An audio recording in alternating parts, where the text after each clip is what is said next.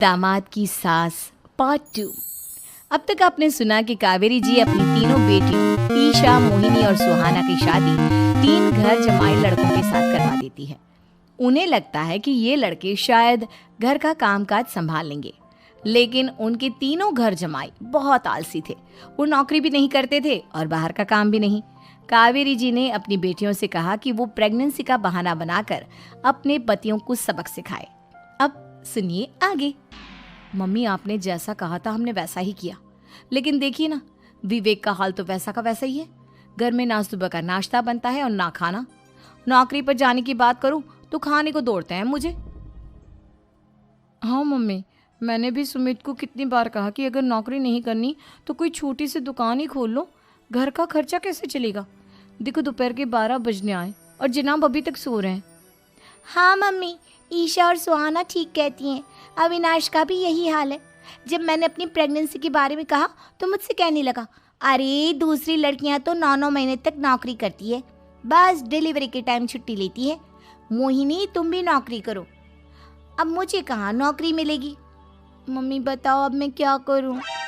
हे भगवान, क्या सोचकर घर जमाई दामाद लाई थी मैं कि मेरी बेटियां मेरे पास रहेंगी और खुश रहेंगी, लेकिन इन आलसी दामादों ने तो हमारी जिंदगी को भी प्रॉब्लम में डाल दिया है। मैं तो कहती हूँ मम्मी, हम लोग वापस अपनी जॉब पर जाना शुरू कर देते हैं। बता देते हैं इन लोगों को कि हमने प्रेगनेंसी का बहाना किया है। नहीं नहीं बेटा, ऐसी गलती भी मत करना। अगर तुमने ऐसा किया तो इन तीनों की आदत और ख़राब हो जाएगी। अरे आज नहीं तो कल कभी तो तुम प्रेग्नेंट होगी, तब वापस यही प्रॉब्लम आएगी। तब क्या करोगी तुम तीनों? हाँ मम्मी, आपकी बात तो बिल्कुल सही है। इन लोगों को तो सुधारना ही पड़ेगा। लेकिन कैसे? अपने बच्चों के आने की खबर सुनकर भी इन लोगों पर कोई असर नहीं हो रहा। पैसे कमाने के लिए घर से बाहर निकलना ही नहीं चाहते ये तीनों। अब मेरे दिमाग में एक प्लान आया है। तुम तीनों चिंता मत करो, उन तीनों को बुलाओ, फिर मैं बात करती हूँ। थोड़ी देर बाद कावेरी जी अपने तीनों दामादों को सामने बुलाकर अपनी बात कहना शुरू करती हैं। अविनाश, सुमित और विवेक, देखो बेटा, मैं ना तुम तीनों से बड़ा प्यार करती हूँ, इसीलिए तो तुम्हें घर जमाई बना कर रखा है मैंने। अरे मम्मी जी, सीधे सीधे कहिए ना, क्या बात है? प्यार तो हम भी आपको बहुत करते हैं। अरे मम्मी जी, आपकी इज्जत भी बहुत करते हैं। अरे भाई, आपके जैसी सास और कमाने वाली बीवी सबको मिलती है क्या? हाँ मम्मी, विवेक और सुमित ठीक कह रहे हैं।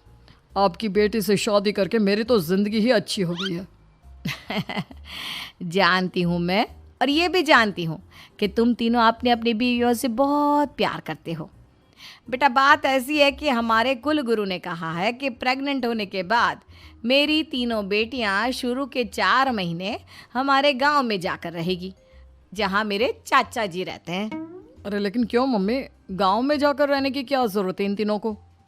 वो क्या है ना बेटा, हमारे परिवार को एक श्राप है। अगर मेरी बेटियों ने यहाँ पर बच्चा पैदा करने की कोशिश की तो उनके बच्चों को कुछ भी हो सकता है। इसलिए अब से लेकर 4 महीने पूरे होने तक इन्हें गांव वाले घर में रहना पड़ेगा। हाँ तो इसमें प्रॉब्लम क्या है मम्मी जी? हम भी वहाँ जाकर रहेंगे, पिकनिक मनाएंगे।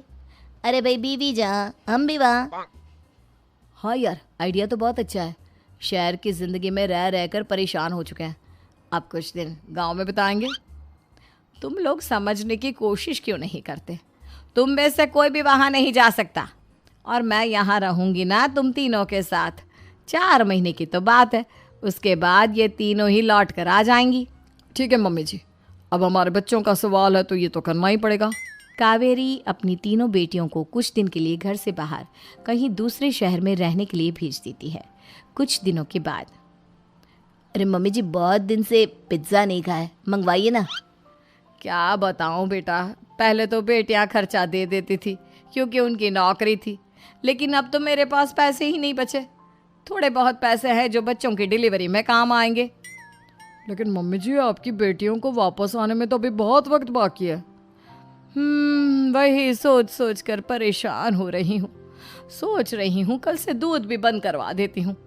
अब दूध वाले को देने के लिए पैसे भी तो नहीं है ना। अरे नहीं नहीं मम्मी जी, अगर दूध भी बंद करवा दोगी तो मुझे चाय कहाँ से मिलेगी? और चाय के बिना मैं तो मर ही जाऊंगा। क्या करूं बेटा, इसके अलावा हमारे पास कोई ऑप्शन नहीं है। मेरे पास पैसे ही नहीं बचे। इस तरह कावेरी जी धीरे धीरे अपने तीनों दामादों को पैसे देना बंद कर देती हैं और घर में खाने पीने की चीजें लाना भी बंद कर देती है। अब वो तीनों बुरी तरह से परेशान होने लगे थे और इसलिए एक दिन तीनों प्लान करके घर से बाहर निकलते हैं और बाजार में जाने के बाद यार अच्छा खाना खाए हुए कितने दिन हो गए, पता नहीं कब अच्छा खाना मिलेगा। हमारी बीवियों के जाने के बाद तो हमारी हालत भिखारियों जैसी हो गई है यार। कुछ भी हो, मुझे तो आज पिज्ज़ा खाना ही खाना है। जेब में 1 रुपया नहीं है और पिज्ज़ा खाएगा, कहाँ से आएंगे पैसे? अरे देख वहाँ सामने बोर्ड पर क्या लिखा हुआ है, कंप्यूटर पर काम करने के लिए एक आदमी की आवश्यकता है। भाई मैं तो जा रहा हूँ, काम करूँगा और शाम तक पैसे लाकर आराम से पिज्ज़ा खाऊंगा। जा जा, तुझे कोई काम नहीं देने वाला, हम तो घर जा रहे हैं। चल भाई सुमित। सुमित और अविनाश वहाँ से चले जाते हैं और विवेक उस कंप्यूटर शॉप पर सारा दिन काम करके 5,000 रुपये कमा कर घर लौट कर आता है और अपने खाने के लिए अच्छी अच्छी चीज़ें भी लेकर आता है। ये देखकर विवेक और सुमित के दिल में भी कुछ पैसे कमाने की इच्छा जागती है। अरे सुबह सुबह कहाँ चल दिए तुम? मम्मी जी एक बहुत अच्छी जगह मिली है, कंप्यूटर पर काम करने के 5,000 मिले थे कल मुझे। अगर रोज़ काम करूँगा तो पूरे 40,000 की तनख्वाह। अरे वाह, ये तो बहुत अच्छी बात है दामाद जी, आपको जाना ही चाहिए। सुमित और अविनाश विवेक को इस तरह तरक्की करते देखकर परेशान हो जाते हैं और वो दोनों भी काम की तलाश में निकल पड़ते हैं। धीरे धीरे उन दोनों को भी काम मिल जाता है। अब कावेरी के तीनों दामाद छोटी मोटी नौकरी करके अच्छा पैसा कमाने लगे थे। एक दिन कावेरी उन्हें अपने पास बुलाती हैं। अरे वाह, विवेक 40,000 कमा लेता है, अविनाश 60,000 और सुमित तुम भी 40,000 के आसपास कमा ही लेते हो। कुल मिलाकर तुम अच्छे खासे पैसे कमा रहे हो बेटा। हाँ मम्मी जी, बहुत मज़ा आता है जब महीने के एंड में मोटी रकम हाथ में आती है। पूछिए मत मम्मी जी, घर में रहकर रोटी बना बना कर और तो जैसा महसूस होने लगा था मुझे तो। हाँ बेटा, तुम तीनों की बात तो बिल्कुल ठीक है और जानते हो अब तुम तीनों की पत्नियां भी वापस लौट कर आने वाली है। लेकिन मम्मी जी अभी तो उन्हें गए सिर्फ 2 महीने हुए हैं, आपने तो कहा था वो 4 महीने के बाद लौट कर आएंगी। ऐसा कुछ नहीं है बेटा, मैं सिर्फ तुम तीनों को सबक सिखाना चाहती थी कि आदमी घर में बैठकर बीवी की कमाई खाता हुआ अच्छा नहीं लगता।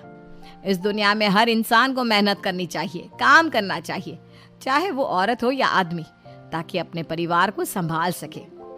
कावेरी की बात सुनकर उन तीनों को अपनी गलती का एहसास होता है और कावेरी उन्हें सच बता देती है कि ईशा, सुहाना और मोहिनी शहर में ही कहीं दूसरी जगह रह रहे थे।